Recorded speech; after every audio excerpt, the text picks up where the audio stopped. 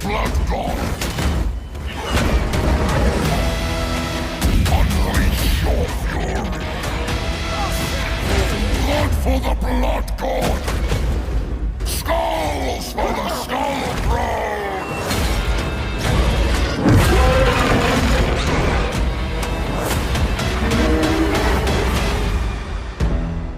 Hatred, rage, wrath, bloodlust.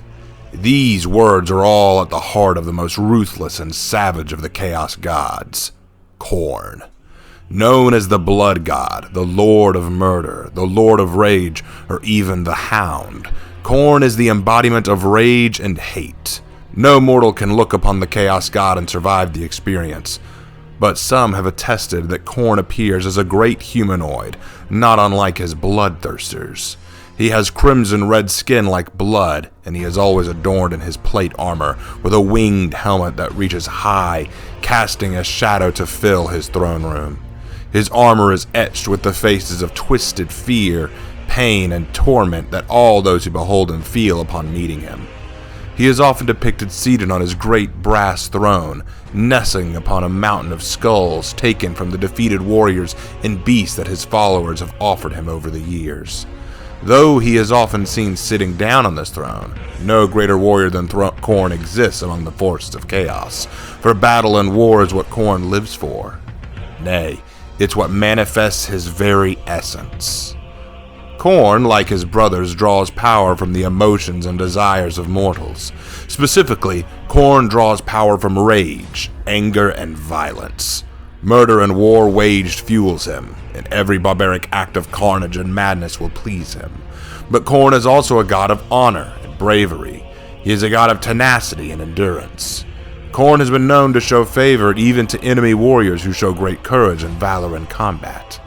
Indeed, Khorne has no compassion or love for his own followers, only for the fight, only for the war, only for battle. Khorne does not care from where the blood flows, but only that it flows in abundance and always in his name. Khorne detests weakness and cowardice in the feeble. Those who cry out to him seeking strength are the first he will answer. And in endless times of war such as these, Khorne is never without a steady supply of soldiers ready to take up his banner. Those who take up Khorne's blessing and join Khornate cults are often easily identified from other Chaos worshippers, and that they tend to be mad with bloodlust. Indeed, of all the Chaos worshippers, Khornate cultists may boast the greatest of strength and battle fury, but they also are often the easiest to overcome if the tactician is competent. Khornate warriors lost in their mad fury will often run full long into traps or ambushes that they are blissfully unaware of, simply because they were too lost in their own desire for death and destruction. Not that they mind, nor that Khorne minds. In fact, if Khorne truly cares so little for his followers, you can imagine how little his own followers care for their fates. Khornate warriors and demons commonly battle each other in duels to show power and to earn higher status in the eyes of their master. Khorne encourages these battles, for Khorne will only favor the strong. Those who survive prove their merit, and may receive more of Khorne's favor in the future. The more willing and devoted the follower, the more Khorne will reward them. But Khorne is also unforgiving. There is no sense of mercy in Khorne's philosophy. When his great bloodthirster Skarbrand was corrupted by the other Chaos Gods to try and kill Khorne and take his throne, Khorne punished him by driving him mad with his own bloodthirst and savage adrenaline rush. Now Skarbrand the Unforgiven is stuck in endless rage and adrenal spike, as if always blindingly angry, unable to even rationally evaluate his own mind or surroundings without losing his thoughts to blinding fury. Khorne, though simple and unstable in his methods, is not without some degree of complexity, though. Like his brothers, Khorne dreams of winning the great game and gaining control of the mortal world. But Khorne doesn't just want control, he desires dominance. And it starts with anarchy. Khorne's greatest mortal adversary at present is Karl Franz's Empire of Man, its Grand Theogonist, and the Holy Temple of Sigmar. The unified race of man, though unrefined and underdeveloped compared to the elves, dwarves, or lizardmen, have become a force of order that defies all that Khorne would create. If this can be toppled, then anarchy would be inevitable, and anarchy breeds inevitable conflict. And conflict will lead to unending bloodshed, growing Khorne's strength and creating the pathway to his victory. Indeed, it is so easy for man to fall to Khorne's influence. Justice and vengeance are only separated by the thinnest of lines, and many are incapable of denying their own avarice, self-interest, and desire for blood. Inadvertently, they will give in to the path of Khorne. All the Chaos Gods know to fear the might of Khorne, for his rage is fathomless. But of all the Chaos Gods, there is no greater rivalry than Khorne and Tzneetch. These two gods detest one another with unquestioning vehemence. Where Tzneetch seeks to corrupt the mind and soul slowly, offering ecstasy, pleasure, and perfection in all things, Khorne cares nothing for these. Perfection and artistry in combat. There is no need for artistry. Only savagery and ferocity. Pleasures? There is no pleasantry in war. Only rage and tenacity. Pain? Pain is inconsequential, for a true warrior ignores pain and fights ever onward in spite of it. Only a fool relishes pain and basks in it like a masochist. These two are at complete odds with each other, and the two have even gone out of their way to try and undermine the other's plans or actions, if for no other reason than to spite them. In the world of Warhammer 40k, on the planet of Adumbria, a Tzneetchi cult attempted to resurrect a demoness to create a permanent warp hole so Tzneetch's forces could pour endlessly into the material world. Khorne wasted no time in deploying not only his cultists, but some of the World Eater Space Marines to attempt to stop the ritual. Rage and wrath are the fuel to Khorne's infernal machinations.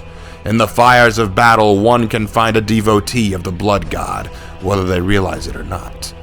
For of all the Chaos Gods, in a world or even galaxy plagued by endless wars, battles, and strife, none can claim to be as truly in their element as the god of war and battle.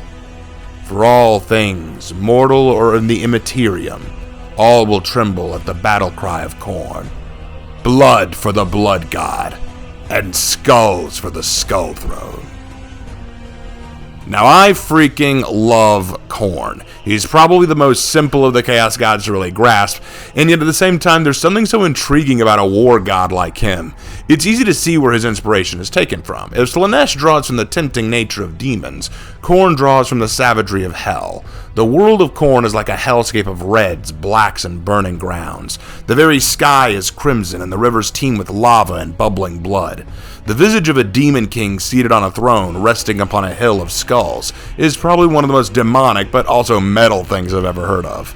An army of ravenous, battle-crazed demons, monsters, and savage beasts is nothing short of nightmarish, and that alone gives him a hellish look. But what I love about Khorne is just what he embodies. As I was doing my research, I loved this one quote I found that read, "There is a fine line between justice and vengeance, and Khorne adores those who flirt that line. Khorne values bravery and valiance in battle, but more than this, he values those who surrender to their desire to destroy that which opposes them." And sometimes that's just what I want. I want to be able to see those I despise fall at my feet. In my own mad attempt to fight back chaos, do I inadvertently give myself over to one of their powers without even realizing it? In my desire to destroy Khorne, am I not giving Khorne power at the same time? To overcome Khorne requires more than strength. It requires tranquility, emptiness, and a lack of fury. I'm reminded of when Goku went Ultra Instinct against Jiren.